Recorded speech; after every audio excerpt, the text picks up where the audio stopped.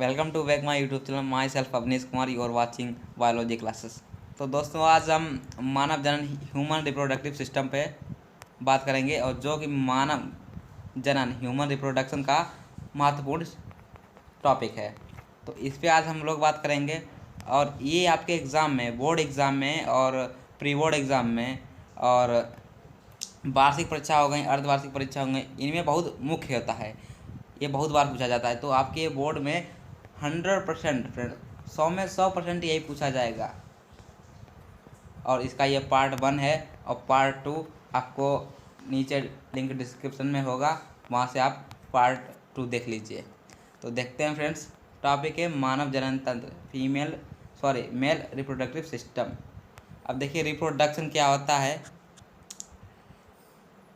Reproduction is process thought which are organism give birth to their young one. जनन वह प्रक्रिया है जिसमें सभी जीवधारी अपने समान संतान उत्पन्न करते हैं इन ह्यूमन बीइंग, यानी कि मानव में। ह्यूमन एक यूनिसेक्सुअल एनिमल है, अर्थात मेल व फीमेल अलग अलग होते हैं। मेल में टेस्टिस तथा फीमेल में ओवरीज पाई जाती हैं।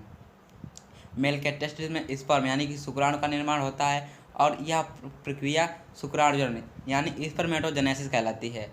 और फीमेल में ओवरी में ओवम अर्थात अंडाणु का निर्माण होता है और यह प्रक्रिया अंडाणु जनन कहलाती है। स्पर्म तथा ओवम आपस में मिलकर डिप्लॉयड जाइगोट का निर्माण करते हैं।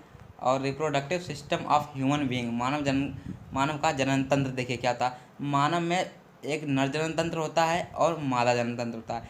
नर जनन तंत्र को मेल रिप्रोडक्टिव सिस्टम कहते हैं और मादा जनन तंत्र को फीमेल रिप्रोडक्टिव सिस्टम कहते हैं। मेल रिप्रोडक्टिव सिस्टम देखिए 2010, 2011, 2013, 15, 16, 17, 18, 19, 20 इतनी बार ये पूछा गया है। तो ये आपके एग्ज़ाम में वेरी इम्पॉर्टेंट टॉपिक है। अब देखिए, ह्यूमन एक यूनिसेक्सुअल प्राणी है जिसमें पूर्ण विकसित जनन तंत्र पाया जाता है। मेल रिप्रोडक्टिव सिस्टम के अंदर रचनाएँ पाई जाती हैं।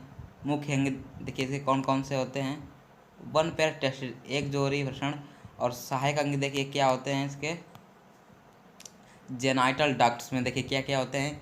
कैरीज, स्पर्म, एपिडिडाइमिस, वैज डिफरेंस, एजुकुलेटरी डक्ट, यूरेथ्रा, ये इतने इसके सहायक अंग होते हैं।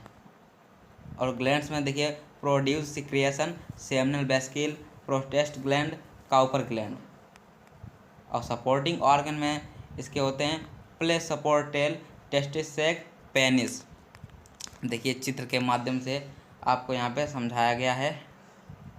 देखिए ये वाला ये भाग होता है यूराइनल ऑफ ऑर्फिस कहलाता है।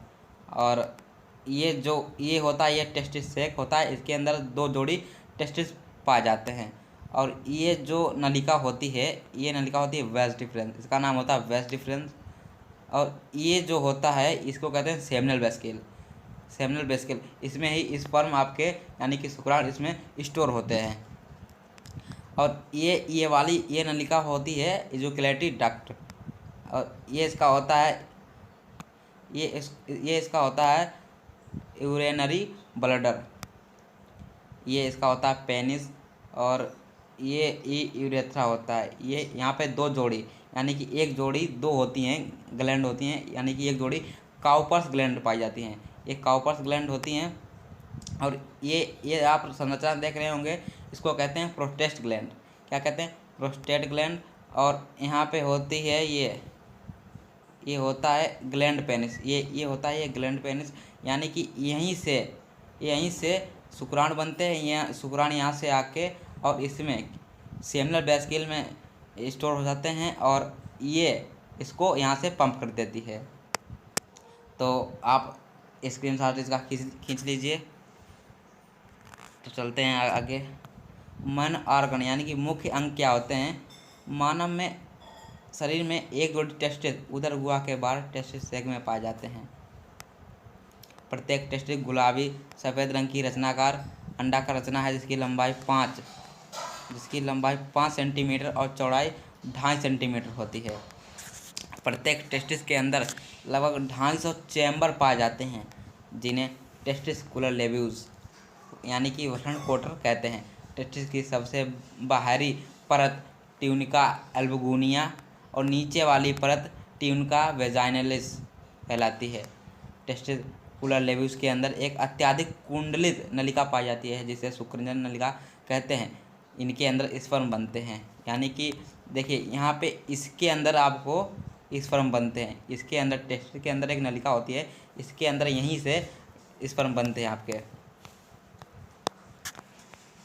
शुक्रजन नलिका कहते हैं। इसके अंदर स्पर्म बनते हैं तथा यह प्रक्रिया शुक्राणु जनन कहलाती है। शुक्राणु जनन नलिका के किनारों पर सर्टोली सेल पाई जाती है। स्पर्म इनसे चिपक कर भोजन प्राप्त करते हैं।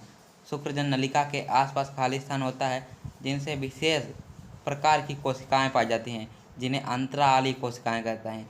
अंतराली कोशिकाएं से मेल हार्मोन टेस्टोस्टेरोन हार्मोन ये निकलता है कि किनसे, अंतराली कोशिकाओं से ये टेस्टोस्टेरोन हार्मोन निकलता है। तो ये इसका ये पार्ट 1 है। और अगर आप पार्ट टू देखना चाहते हैं तो डिस्क्रिप्शन में आप कमेंट करें और प्लीज़